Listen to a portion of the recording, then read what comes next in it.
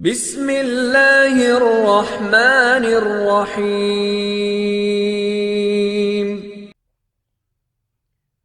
R G info channel میں خوش آمدید۔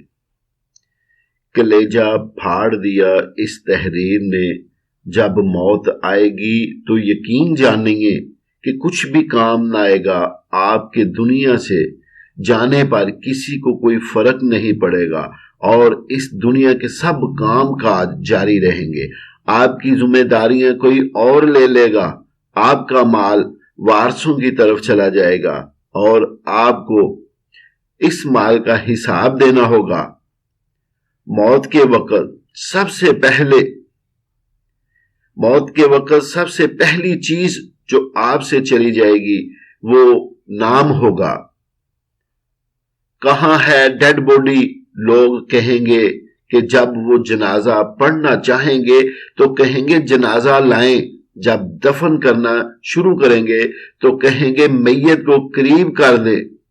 آپ کا نام ہرگز نہ لیا جائے گا۔ مال، حسب و نسب، منصب اور اولاد کے دھوکے میں نہ آئیں۔ یہ دنیا کس قدر زیادہ حقیر ہے اور جس کی طرف ہم جا رہے ہیں وہ کس قدر عظیم ہے۔ آپ پر غم کرنے والوں کی 3 اقسام ہوں گی۔ جو لوگ آپ کو سرسری طور پر جانتے ہیں وہ کہیں گے ہائے مسکین، اللہ اس پر رحم کرے۔ آپ کے دوست چند گھڑیاں یا چند دن غم کریں گے، پھر وہ اپنی باتوں اور ہنسی مذاق کی طرف لوٹ جائیں گے۔ آپ کے گھر کے افراد کا غم گہرا ہوگا، وہ کچھ ہفتے، کچھ مہینے یا 1 سال تک غم کریں گے اور اس کے بعد وہ آپ کو یادداشتوں ٹوکری میں ڈال دیں گے۔ لوگوں کے درمیان آپ کی کہانی کا اختتام ہو جائے گا اور آپ کی حقیقی کہانی شروع ہو جائے گی، اور وہ آخرت ہے۔ آپ سے زائل ہو جائے گا آپ کا حسن، آپ کا مال، آپ کی صحت، آپ کی اولاد۔ آپ اپنے مکانوں اور محلات سے دور ہو جائیں گے۔ شوہر بیوی سے اور بیوی شوہر سے جدا ہو جائے گی۔ آپ کے ساتھ صرف آپ کا عمل باقی رہ جائے گا۔ یہاں یہ سوال پیدا ہوتا ہے کہ آپ نے اپنی قبر اور آخرت کے لیے ابھی سے کیا تیاری کی ہے؟ یہ وہ حقیقت ہے جو غور و فکر کی محتاج ہے، اس لیے آپ اس کی طرف توجہ کریں۔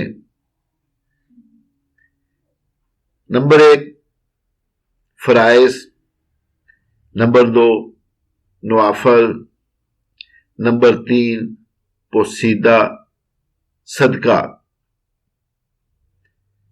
نمبر 4 نیک اعمال، نمبر 5 تہجد کی نماز اور اچھے اخلاق کی طرف، شاید کہ نجات ہو جائے۔ مرنے والے کو اگر دنیا میں واپس لوٹایا جائے تو وہ صدقہ کرنے کو ترجیح دے گا، جیسا کہ اللہ کا فرمان ہے، ربی لولا اخرتنی الی اجل قریب فصدقا، اے میرے رب تو نے مجھے قریب مدت تک مہلت کیوں نہ دی کہ میں صدقہ کرتا۔ وہ یہ نہیں کہے گا کہ میں نماز ادا کر لوں یا میں روزہ رکھ لوں یا میں حج اور عمرہ کر لوں۔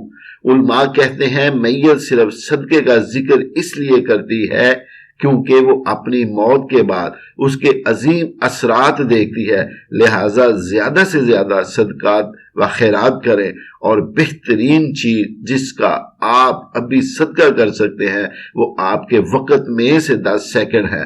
آپ خیر خواہی اور اخلاص کی نیت کے ساتھ اس ویڈیو کو دوسروں تک پہنچائیں تاکہ اچھی بات کہنا بھی صدقہ ہے۔ اگر آپ اس ویڈیو کے ذریعے لوگوں کو یاد دہانی کروانے کی کوشش کریں گے تو قیامت کے دن اسے اپنے ترازو میں پائیں گے، اور نصیحت کیجئے کیونکہ یقیناً نصیحت ایمان والوں کو نفع دیتی ہے۔